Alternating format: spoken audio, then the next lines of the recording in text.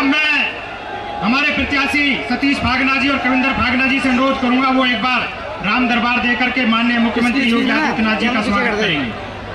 भारत माता की जय, भारत माता की जय, वंदे मातरम। यार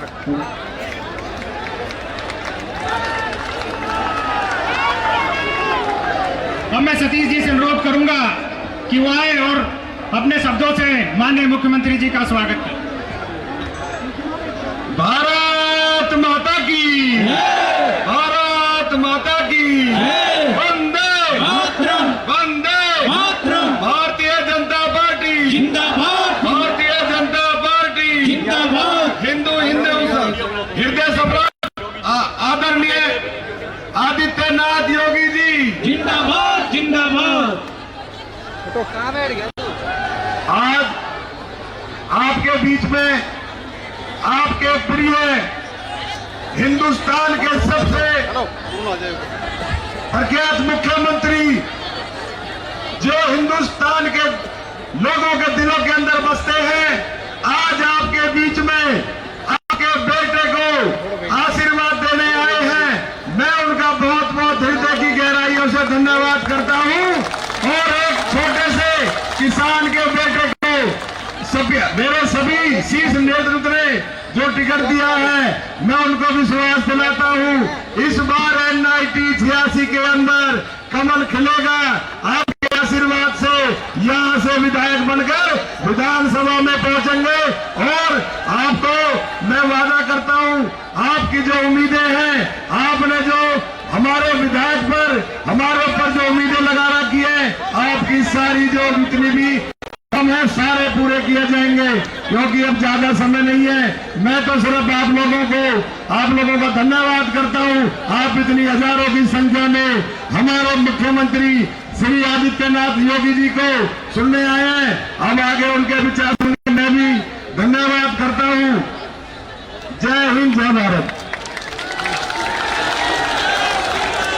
बहुत बहुत धन्यवाद सतीश जी। अब मैं अनुरोध करता हूं हमारे जिले के अध्यक्ष राजकुमार वोरा जी से केवल एक मिनट में अपना संबोधन देंगे।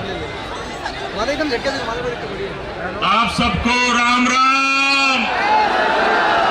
आज हमारी फरीदाबाद की इस पावन धरती के ऊपर बाबा गोरखनाथ जी की नगरी से आए हुए प्रभु राम का भव्य मंदिर निर्माण कराने में जो सहयोग करने वाले हमारे प्रमुख उत्तर प्रदेश के मुख्यमंत्री योगी महंत अवैधनाथ जी का हम फरीदाबाद की धरती पर पहुंचे पर बहुत बहुत स्वागत करते हैं।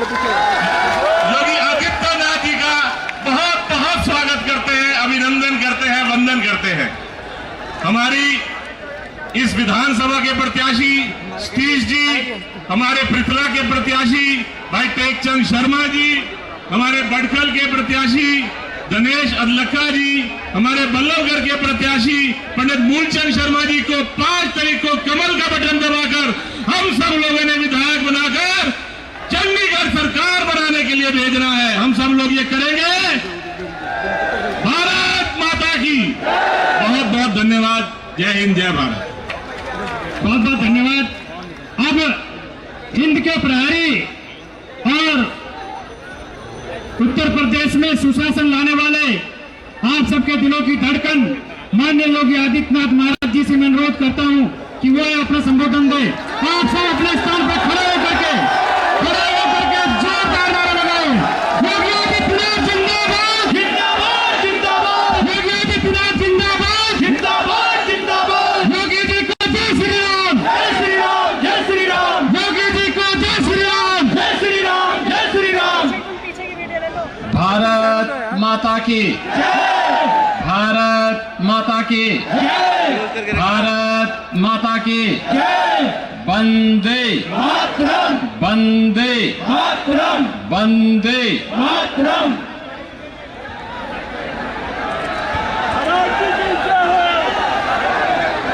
NIT की आज के मंच पर उपस्थित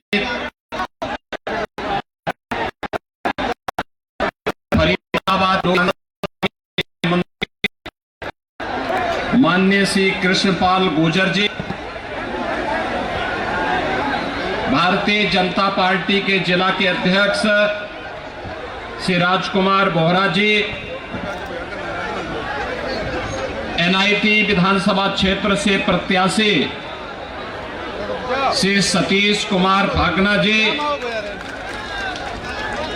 बल्लभगढ़ से प्रत्याशी श्री मूलचंद शर्मा जी, पृथला से प्रत्याशी श्री टेकचंद शर्मा जी, बड़कल से प्रत्याशी श्री धनेश अदलक्का जी, पूर्व विधायक नरेंद्र गुप्ता जी, अनिल नर जी, भगवान सिंह जी, डॉक्टर आरएन सिंह जी और भारी संख्या में एनआईटी विधानसभा क्षेत्र में आयोजित इस सभा में उपस्थित सभी मेरे उपस्थित बहनों और भाइयों, पराशर और ऋषि और भगवान वेदव्यास की परंपरा से जुड़े हुए इस पावन धरा को कोटि कोटि नमन करते हुए मैं आप सबका हृदय से अभिनंदन करता हूं। बहनों और भाइयों, मैं उत्तर प्रदेश की धरती से यहां पर आया हूं, प्रभु श्री रामलला की पावन धरा से, और पूरा देश ही नहीं बल्कि पूरी दुनिया इस बात को जानती है कि अयोध्या में 5 सदी के बाद यानी 500 वर्षों के बाद रामलला फिर से अपनी पावन जन्मभूमि पर देव विग्रह के रूप में विराजमान हुए हैं। 22 जनवरी 2024 को प्रधानमंत्री मोदी जी ने अपने कर कमलों से 5 सदी का इंतजार समाप्त किया और अयोध्या में रामलला फिर से विराजमान हुए। ऐसा नहीं कि प्रयास पहले न किया गया हो। अयोध्या में रामलला का भव्य मंदिर बने, रामलला फिर से विराजमान हो, इसके लिए 76 बड़ी लड़ाई हिंदुओं ने लड़ी, लाखों हिंदू बलिदान हुआ। इन बलिदानियों में क्या संत रहे हो, क्या निहंग रहे हो, क्या बैरागी रहे हो, क्या सन्यासी रहे हो, क्या सतग्रस्त रहे हो, चाहे राजे रजवाड़े रहे हो, महिलाएं रहे हो, युवा रहे हो, हर तबके के लोगों ने अपने आप को प्रभु रामलला के चरणों में बलिदान करके उनकी जन्मभूमि की मुक्ति के इस अभियान में बढ़ चढ़ करके भाग लिया था। और भाइयों, होना यह चाहिए था कि देश जब गुलाम था, विदेशी आक्रांताओं ने जब हमारी आजादी को कैद करके रख दिया था, तब तो माना जा सकता था कि मुगलों का शासन था, अंग्रेजों का शासन था, हिंदुओं के साथ न्याय नहीं हो सकता। लेकिन 1947 में देश की आजादी के बाद अयोध्या में राम मंदिर का निर्माण तत्काल होना चाहिए था, विवाद भी नहीं था। कांग्रेस की सरकार चाहती तो निर्णय लेती, अयोध्या में रामलला का भव्य मंदिर का निर्माण करती, लेकिन विवाद नहीं था। लेकिन कांग्रेस ने विवाद खड़ा करवा करके बैरियर खड़ा करवाए गए, नहीं होने दिया, राम मंदिर के विवाद का समाधान नहीं होने दिया गया। और याद करिए, कांग्रेस जिस समस्या का समाधान 65 वर्षों में नहीं कर पाई, 2014 में मोदी जी प्रधानमंत्री बने, 2017 में उत्तर प्रदेश में मोदी जी के आशीर्वाद और उनके आह्वान पर भारतीय जनता पार्टी की सरकार बनी 17 में और 19 में अयोध्या में राम मंदिर का विवाद सदैव के लिए समाप्त हो गया। मैं इसीलिए कहता हूं कांग्रेस ये समस्या का नाम है। देश की जितनी भी समस्या है ये सब कांग्रेस ने दी है। देश के विभाजन की त्रासदी हो, देश के बंटवारे की त्रासदी हो, देश को जाति के नाम पर, क्षेत्र के नाम पर, भाषा के नाम पर कमजोर करने की ये कुत्सित चेष्टा रही हो, देश को आतंकवाद, नक्सलवाद और उग्रवाद और अराजकता की भट्टी में धकेलने का कार्य रहा हो, देश में भ्रष्टाचार, परिवारवाद और भाई भतीजेवाद की दुष्प्रवृत्ति को फैलाने का रहा हो, ये सभी कांग्रेस की देन है। कांग्रेस देश की समस्या का नाम है और दूसरी ओर भारतीय जनता पार्टी समाधान है, समाधान। बहनों और भाइयों, मैं कल और परसों 2 दिन जम्मू कश्मीर विधानसभा चुनाव के लिए गया था। जम्मू में बारिश पड़ रही थी, मैं एयरपोर्ट के अंदर गया तो मैं तो अचानक ही अंदर गया था। मुझे तो वहां लैंड करके तत्काल वहां से हेलीकॉप्टर से प्रचार के लिए निकलना था, लेकिन मौसम खराब था इसलिए मैं अंदर चला गया। मैं अंदर जैसे ही गया तब तक एक सज्जन बोल रहे थे कि राम राम। उन्होंने वहां से आवाज आ रही थी कि साहब राम राम। तो मैं, चूंकि मेरा कोई परिचय भी नहीं था वहां पे, न मैं किसी को जानता था, तो मैं उधर देखा नहीं, मैंने उधर देखा नहीं। थोड़ी देर के बाद फिर आवाज आई कि योगी साहब राम राम। मैंने देखा तो वह एक मौलवी था। मैंने कभी मौलवी के मुंह से राम राम, तो मुझे लग गया, बहनों और भाइयों, मुझे लग गया ये 370 धारा 370 समाप्त होने का प्रभाव है। जो लोग भारत को कोसते थे, भारत की संप्रभुता को चुनौती देते थे, आज उनके मुंह से राम राम शब्द निकल रहा है। और याद रखना, भारत मजबूत होगा, भाजपा मजबूत होगी, एक दिन हरे रामा हरे कृष्णा गाते हुए भारत की सड़कों पर दिखाई देंगे।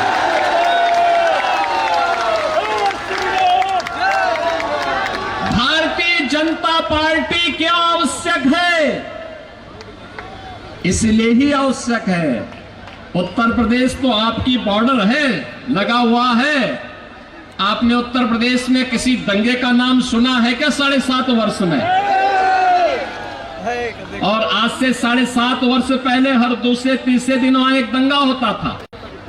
हर दूसरे तीसरे दिन दंगा होता था। मुजफ्फरनगर का दंगा हो, बरेली के दंगे हो, चाहे अलीगढ़ के दंगे,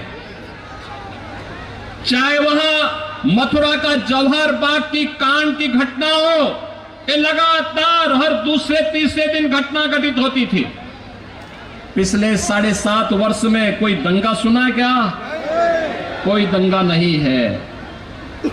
दंगा आज उत्तर प्रदेश के अंदर दफन हो गया है, समाप्त। दंगाई ये तो जेल में है या जहन्नुम की यात्रा में जा चुके हैं। बहनों और भाइयों, भारतीय जनता पार्टी का मतलब सुरक्षा की गारंटी। भारतीय जनता पार्टी का मतलब मोदी जी के नेतृत्व में रोजगार और सुशासन की गारंटी। भारतीय जनता पार्टी का मतलब मोदी जी के नेतृत्व में विकास की गारंटी।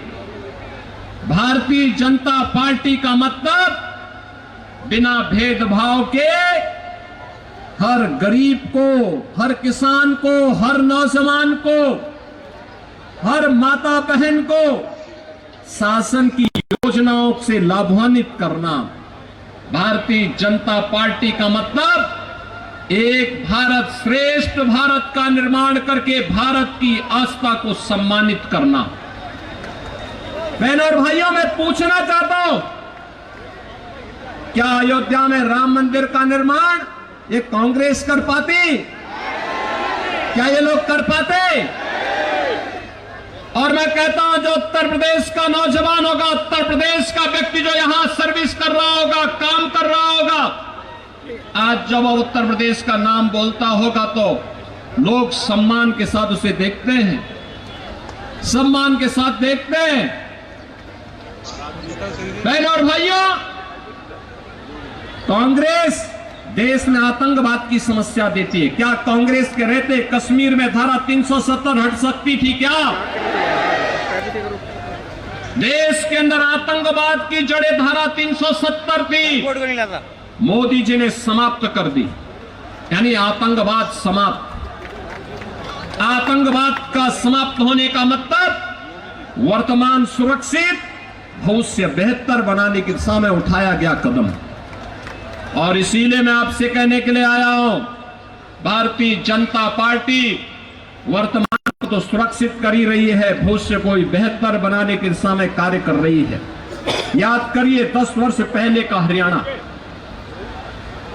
कांग्रेस के भ्रष्टाचार से आकंठ डूबा हुआ था, लूट खसोट थी, ऐसा कोई माफिया नहीं था, खनन माफिया हो, वन माफिया हो, भू माफिया हो, संगठित अपराध में लिप्त माफिया हो या गौ माफिया हो, ये सभी के सभी कांग्रेस के शागिर्द थे। ये सभी हरियाणा का शोषण कर रहे थे, हरियाणा के विकास में रोड़े अटका रहे थे। 10 वर्ष के अंदर हरियाणा ने विकास की एक नई यात्रा प्रारंभ की। आज आधुनिक इंफ्रास्ट्रक्चर 4 लेन और 6 लेन के सड़कों के माध्यम से, मेट्रो के माध्यम से, हर घर नल की योजना के माध्यम से, IIT, IIM और NIT, एम्स जैसे संस्थानों के माध्यम से, स्पोर्ट्स यूनिवर्सिटी के माध्यम से, निवेश के बेहतरीन डेस्टिनेशन के रूप में आज हरियाणा को नई पहचान दिलाई जा रही है। बहनों और भाइयों, कहां कांग्रेस की सरकार थी, कहती थी कि देश के संसाधनों पर केवल मुसलमानों का अधिकार है। भाजपा तो ने नहीं कहा, मोदी जी ने तो कहा सबका साथ और सबका विकास। मोदी जी ने कहा सबका साथ सबका विकास। 80 करोड़ लोगों को फ्री में राशन, 60 करोड़ गरीबों को 5 लाख रुपए की आयुष्मान भारत की स्वास्थ्य सुविधा का कवर, 12 करोड़ गरीबों को 12 करोड़ गरीबों के घर में शौचालय का निर्माण, 12 करोड़ किसानों को किसान सम्मान निधि का लाभ, 4 करोड़ गरीबों के घर में आवास, 10 करोड़ गरीबों के घर में उज्ज्वला योजना का कनेक्शन। ये तो मोदी जी के नेतृत्व में दिया गया है। करोड़ों युवाओं के लिए रोजगार और नौकरी लेकर के भारतीय जनता पार्टी की सरकार आई। आज जहां जहां भाजपा की सरकार है, वहां सुरक्षा भी है तो सुशासन भी है, विकास भी है, बेहतर भविष्य की कार्य योजना भी बन रही है। और इसीलिए हम कहने के लिए आए हैं, सुरक्षा के लिए, राष्ट्रीय एकता और अखंडता को सुरक्षित रखने के लिए, देश की एकता और अखंडता को सुदृढ़ बनाए रखने के लिए, एक विकसित भारत के लिए भारतीय जनता पार्टी आवश्यक है। मोदी जी के नेतृत्व में भारतीय जनता पार्टी आवश्यक है। और बहनों और भाइयों, भारतीय जनता पार्टी के डबल इंजन की सरकार ने हरियाणा में विकास किया है, मोदी जी के मार्गदर्शन में विकास किया है और आज नायब सिंह सैनी जी के नेतृत्व में हरियाणा लगातार विकास के उन नए प्रतिमानों को छूता हुआ आगे बढ़ रहा है। और इसीलिए मैं आपसे अपील करने के लिए आया हूं कि बहनों और भाइयों, विकास की डबल इंजन सरकार की डबल स्पीड जो बनी हुई है, इसको बाधित मत होने देना। इसका बाधित होने का मतलब विकास को बाधित कर देना। कांग्रेस नहीं चाहेगी, इन लोग नहीं चाहेगी, आम आदमी पार्टी नहीं चाहेगी कि विकास हो, क्योंकि अगर विकास होगा तो इनके दुकानें बंद हो जाएंगी, बंटवारे की बांटने की इनकी राजनीति समाप्त हो जाएगी। और इसीलिए भारतीय जनता पार्टी इस चुनाव में आपके पास आई है आपसे कहने के लिए, भारतीय जनता पार्टी ने श्री सतीश फांगना को एनआईटी विधानसभा क्षेत्र से अपना प्रत्याशी बना करके उतारा है। बहनों और भाइयों, भारतीय जनता पार्टी के श्री धनेश बदलखा ये बड़कल से अपने प्रत्याशी बनकर के आपके बीच में, मूलचंद शर्मा बल्लभगढ़ से और श्री टेकचंद शर्मा जी पृथला से भारतीय जनता पार्टी के प्रत्याशी आपके बीच में हैं। मेरी आप सबसे अपील है, सुरक्षा और सम्मान के लिए, विकास और विरासत की यात्रा को बेहतर बनाने के लिए, भारत की आस्था को एक भारत श्रेष्ठ भारत के रूप में अग्रसर करने के लिए और विकसित भारत की संकल्पना को आगे बढ़ाने के लिए जातिवाद, परिवारवाद, भ्रष्टाचार की राजनीति से ऊपर उठ करके हम भारतीय जनता पार्टी के इन प्रत्याशियों को विजयी बनाएं। आप सबका आशीर्वाद मिलेगा इन्हें, प्राप्त होगा। 5 अक्टूबर को जब हरियाणा में चुनाव होगा तो उस समय हरियाणवी अंदाज में भारतीय जनता पार्टी के प्रत्याशी विजयी बनकर के जाएंगे, बनाएंगे। धाकड़ हरियाणा बनाने के लिए धाकड़ प्रत्याशियों को विजयी बनाओ, बनाएंगे। आपका आशीर्वाद मिलेगा तो मेरे साथ बोलेंगे, भारत माता की, भारत माता की, भारत माता की, जय श्री राम, जय श्री राम, जय जय श्री राम, जय जय श्री राम, जय जय श्री राम, जय जय श्री राम। हिंदू हृदय सम्राट योगी आदित्यनाथ।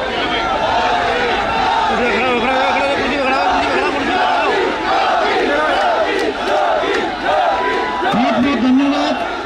उत्तर प्रदेश के यशस्वी मुख्यमंत्री आदित्यनाथ योगी जी का, केंद्रीय राज्य मंत्री कृष्णपाल गुर्जर जी का, फरीदाबाद के यशस्वी जिलाध्यक्ष राजकुमार वोरा जी का, फरीदाबाद लोकसभा के सभी प्रत्याशियों का, इस कार्यक्रम के संयोजक सतीश फागना जी का और सभी देवतुल्य कार्यकर्ताओं का यहाँ पहुंचने पर बहुत बहुत धन्यवाद, बहुत बहुत आभार। भारत माता की जय श्री राम। योगी आदित्यनाथ जी, योगी आदित्यनाथ जी, उत्तर प्रदेश के यशस्वी मुख्यमंत्री योगी आदित्यनाथ जी, भारत माता की जय श्री राम, जय श्री राम, जय श्री राम। बहुत बहुत धन्यवाद आप सभी का।